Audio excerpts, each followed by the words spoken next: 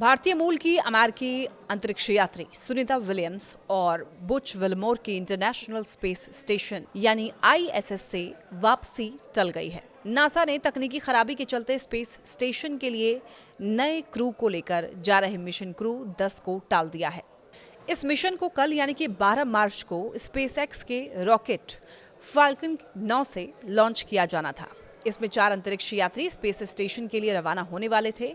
इनमें 2 अमेरिकी अंतरिक्ष यात्री एनी मैकलक्लेन और निकोल एयर्स, जापान के टाकियो ओनिशी और रूस के अंतरिक्ष यात्री किरिल पेस्कोव शामिल हैं। और ये चारों पिछले 9 महीने से स्पेस स्टेशन में फंसे सुनीता विलियम्स और बुच विल्मोर की जगह लेते। स्पेस स्टेशन का हैंडओवर देने के बाद सुनीता विलियम्स और अन्य 3 साथी 16 मार्च को स्पेस स्टेशन से रवाना होते। हालांकि देखिए, अब इसमें देरी आ गई है। क्रू 10 मिशन को टालने की वजह उसके रॉकेट के ग्राउंड सपोर्ट क्लैंप आर्म में हाइड्रोलिक सिस्टम में आई खराबी थी। अमेरिका के राष्ट्रपति डोनाल्ड ट्रंप ने स्पेसएक्स के सीईओ एलन मस्क से अंतरिक्ष में फंसी सुनीता विलियम्स और उनके सहयोगी बुच विल्मोर को वापस लाने का काम सौंपा है। ट्रंप ने जनवरी में सोशल मीडिया पर लिखा कि मैंने मस्क से उन 2 बहादुर अंतरिक्ष यात्रियों को वापस लाने को कहा है। इन्हें बाइडेन प्रशासन ने अंतरिक्ष में छोड़ दिया है। वो अंतरिक्ष स्टेशन पर कई महीनों से इंतजार कर रहे हैं। मस्क जल्द ही इस काम में लग जाएंगे और उम्मीद है कि सभी सुरक्षित होंगे।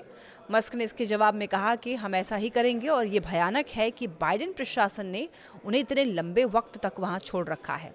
सुनीता और बुच विल्मोर बोइंग और नासा के joint crew flight test mission पर गए थे। इसमें सुनीता स्पेसक्राफ्ट की पायलट थी और उनके साथ गए बुच विल्मोर इस मिशन के कमांडर थे।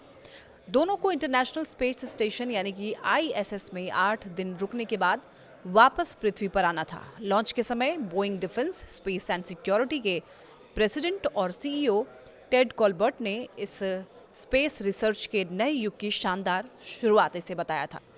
इस मिशन का मुख्य उद्देश्य जो है, स्पेसक्राफ्ट की एस्ट्रोनॉट्स को स्पेस स्टेशन पर 8 दिन में रिसर्च और कई एक्सपेरिमेंट भी करने थे। सुनीता और विल्मोर पहले एस्ट्रोनॉट्स थे जो एटलस वी रॉकेट के जरिए स्पेस ट्रैवल पर भेजे गए और इस मिशन के दौरान उन्हें स्पेसक्राफ्ट को मैनुअली भी उड़ाना था।